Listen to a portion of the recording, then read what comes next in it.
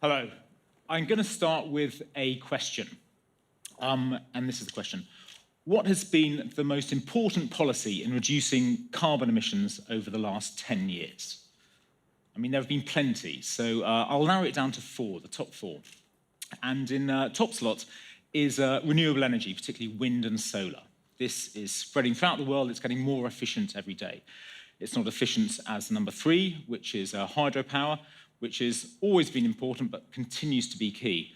And those two pale into insignificance when you compare it to number two, which is industrial gas emissions. We're seeing fewer, particularly of the exotic, most potent warming gases being thrown into the atmosphere. But actually, the number one slot is bigger than all those three combined, and it might be surprising to you. It's protecting rainforest. Now, it will surprise you because we don't often hear good news about it. But it's what I want to talk about today, in particular, how we make sure over the next 10 years it remains just as important in our fight against climate change. You will have seen, I expect, a rainforest talk before, so I'm going to get the extraordinary amphibian picture out of the way early on. I'm not going to do biology, but I will start with a bit of geography. Now, this is South America. We're zooming in. We're going to a small village on the western edge of the Amazon called Cuti.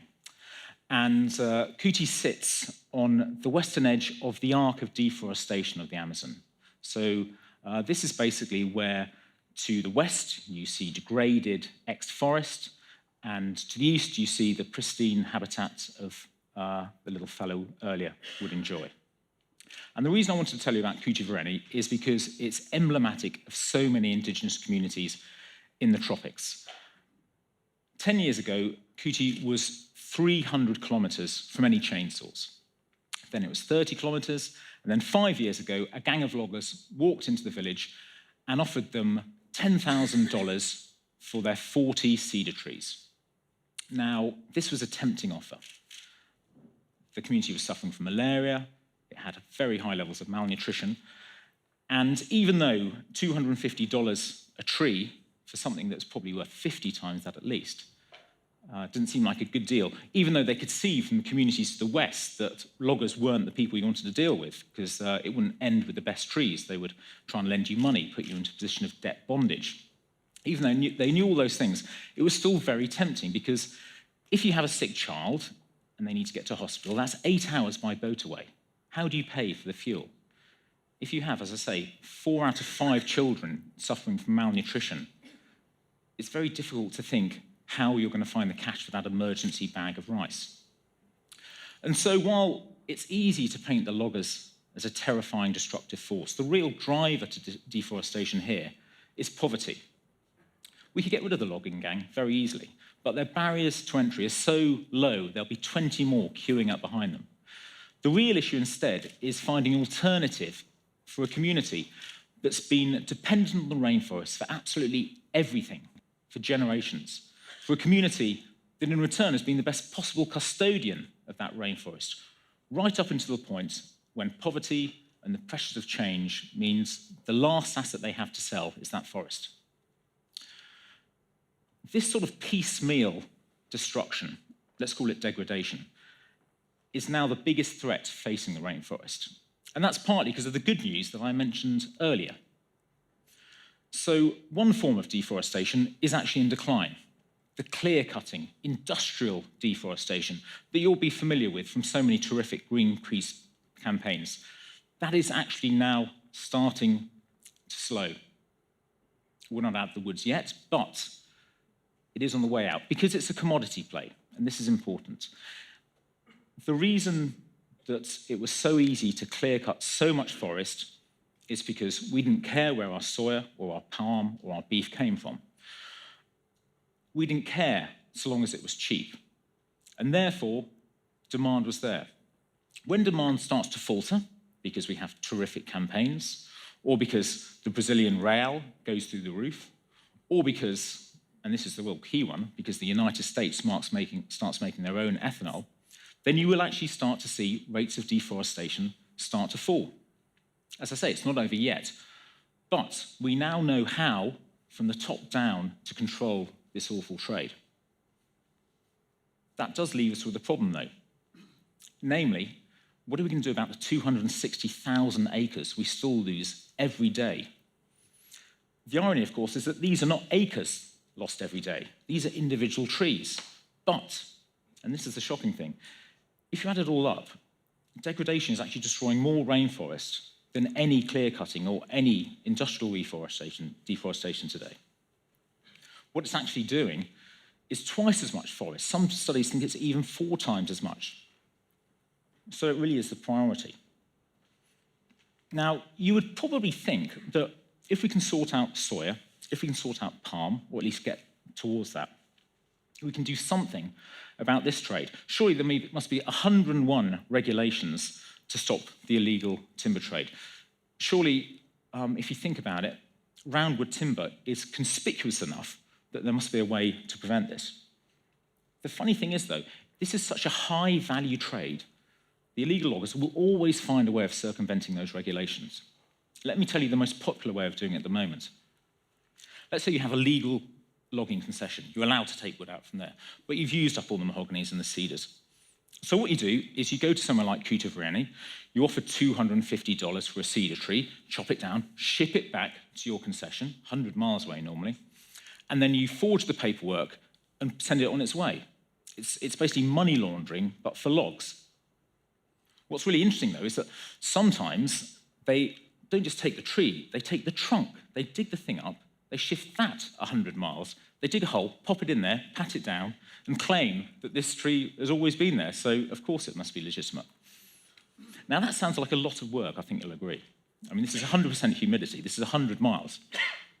And it is laborious stuff, but it's no more laborious than planting, for example, 400 coca bushes in small patches around the rainforest, so when the Marines fly over, they don't actually see what's going on, and then picking the leaves off those coca bushes, putting them in a ditch that's lined with a tarpaulin, adding sulfuric acid, maybe some caustic soda and some battery acid, mixing it all up and forming the paste into blocks, and then shipping that 100 miles to where you'll then crystallize it into something like cocaine hydrochloride. This sounds like a bit of a tangent. I promise you it's not. There's so many similarities between the cocaine trade and the illegal logging trade.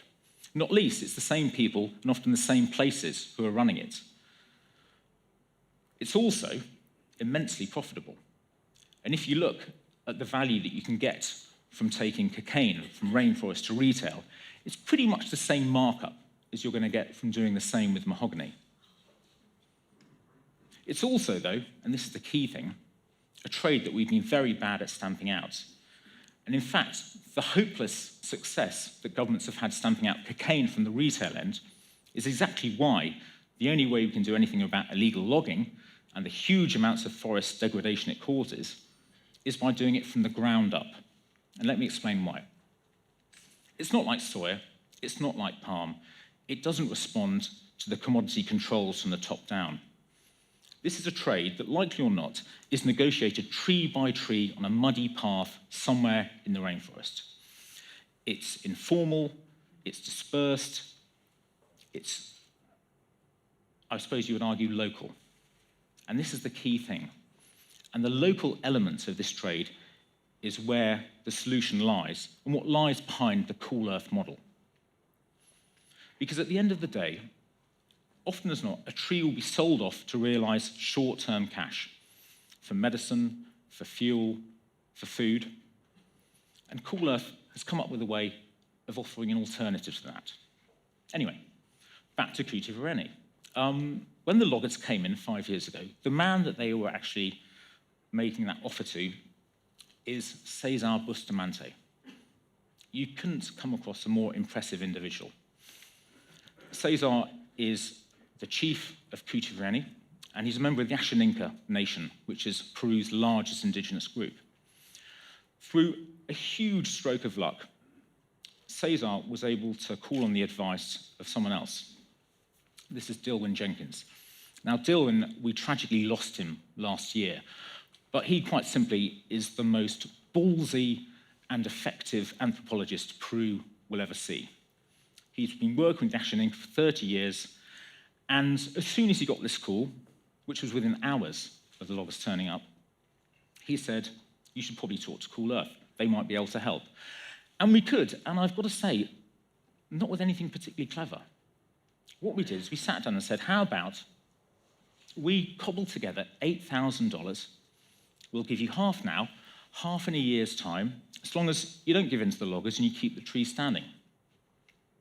Could we ask also two other things? The first is, could you form an association so we have something rather than somebody to give the money to that has a committee that rotates? It's not because we care at all what you do with the cash, we just want everyone to have a say. And the second thing we asked, and this was a real stroke of luck, if it all goes well, in a year's time, could you have a meeting with your neighbours and just tell them what's been going on? Simple as that. It was agreed, and things went well. So money was spent on mosquito nets to address the malaria issue. They put some money aside to have an emergency evacuation fund. And most importantly of all, they invested in a cacao solar dryer, which sounds terrific. It's actually less impressive when you see it, but it's a very important bit of kit, because what this is, while it looks like a shed without walls and a plastic roof, it enables you to get your cacao beans to just the right level of moisture content, which means they don't have mold, they don't spoil, and you can get a much, much higher price for them. And true to his word, Cesar also organised a meeting, except he had a much better idea. We're not going to have a meeting, we're going to have a Chitonka tournament. Now, Chitonka is a cross between volleyball and badminton, okay? We will all be playing it very soon. And Cesar put together the guest list, and it was 14 teams from 8 different villages.